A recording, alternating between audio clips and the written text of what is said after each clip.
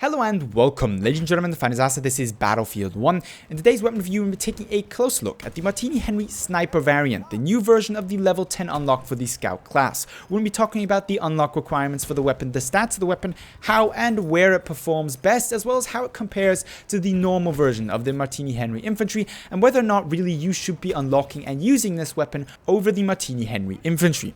When it comes to the unlock requirements then, 300 kills post-patch, post-introduction of this weapon are needed with the normal Martini-Henry Infantry, as well as 25 kills with the bayonet charge. In my opinion, the slightly more annoying part of this challenge, because in most situations the tactical choice is not to kill an enemy with a bayonet charge. Usually you're better off using your primary or secondary weaponry. The only exception to this situation is of course elite classes, but if you want to unlock this weapon you may just have to take the bullet and get a couple of bayonet charge kills and the associated deaths that come with it sometimes to complete this aspect of the challenge. Another thing I'd like to note, however, about the bayonet charge kills is that they count independent of which class or weapon you get them with. So you don't actually have to consistently run with the Scout class to get the 25 bayonet charge kills. You can switch it out for the assault or the medic and slap on a bayonet to your preferred weapon there and go around slaying people this way.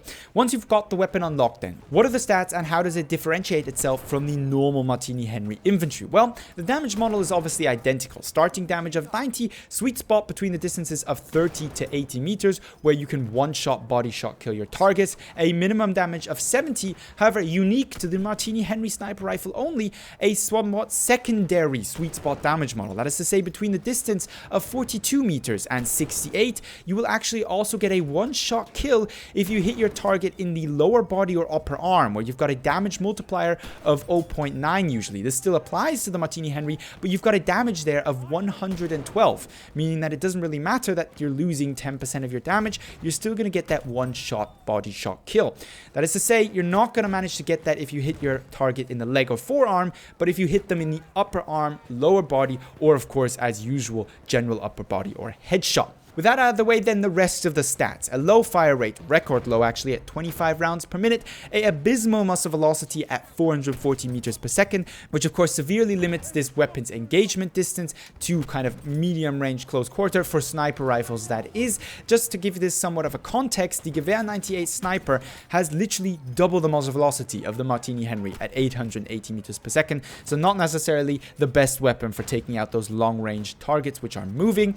Its magazine size, well, that's no secret there. You're only ever shooting one shot before you reload. Speaking of that reload, it's 2.3 seconds. The recoil and first shot recoil multiplier are not really important given that it's a sniper rifle, and the spread values are typical for any sniper rifle in Battlefield 1. That is to say, perfect spread while aiming down sight, an ADS value of 1 while aiming down sight and moving, and absolutely abysmal hip fire. So try and stay away from that unless you're of course going for some nice troll kills.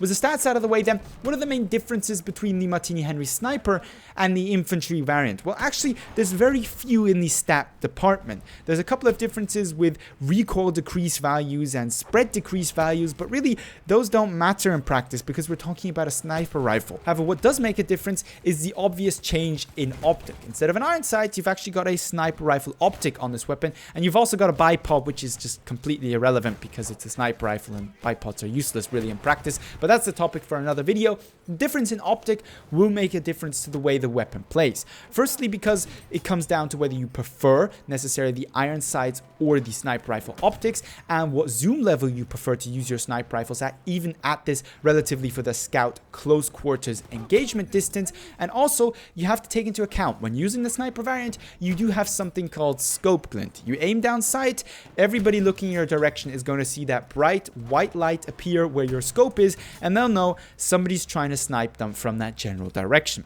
which is a disadvantage over using a marksman or iron sights variant. In the case of the Martini-Henry, we only have the iron sights infantry variant, but it may be worth it if you're not too comfortable with the iron sights version, or if you find yourself personally being more accurate with the Martini-Henry sniper variant. What the sniper variant, thanks to its scope, also allows for is the taking out of stationary camping targets at distances more reliably than the Martini-Henry infantry. You simply have an easier time aiming down targets. You're not going to be able to take out targets above, I'd say, 100 meters that are moving consistently, unless you get very good with your prediction. However, up to 150, really in some cases 200 meters, a camping or prone scout player or support player, especially with the sniper variant, are doable. Frankly, they're equally doable with the infantry variant. I personally just find it harder to aim at those distances with an iron sight and be with a maximum magnification at 2, whereas with the Martini-Henry sniper variant, your minimum magnification and the magnification I would recommend you play on already at 4 is significantly higher. So in practice, how do these weapons differentiate themselves in playstyle?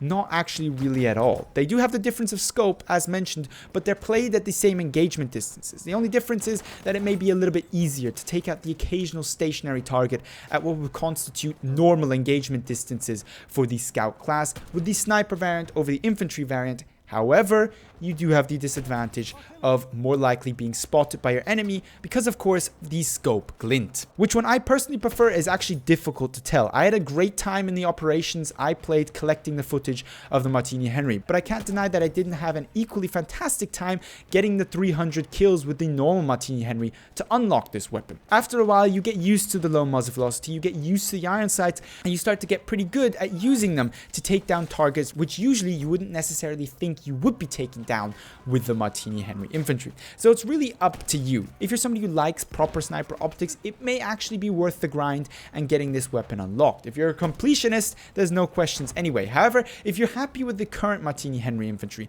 and are very good at using iron sights even on sniper rifles, the Martini-Henry sniper may not actually be a worthwhile upgrade for you because of the inclusion of lens flare. If you found this video helpful, don't forget to give it a thumbs up. Let me know down below in the comments your thoughts on the Martini-Henry sniper. Have you unlocked it yet? Do you intend to unlock it? Are you a regular user of it? As well as, of course, your usual video suggestions for Battlefield 1 videos. But with all that being said, I'd like to thank you very much for watching and hope to see you in the next Battlefield 1 video.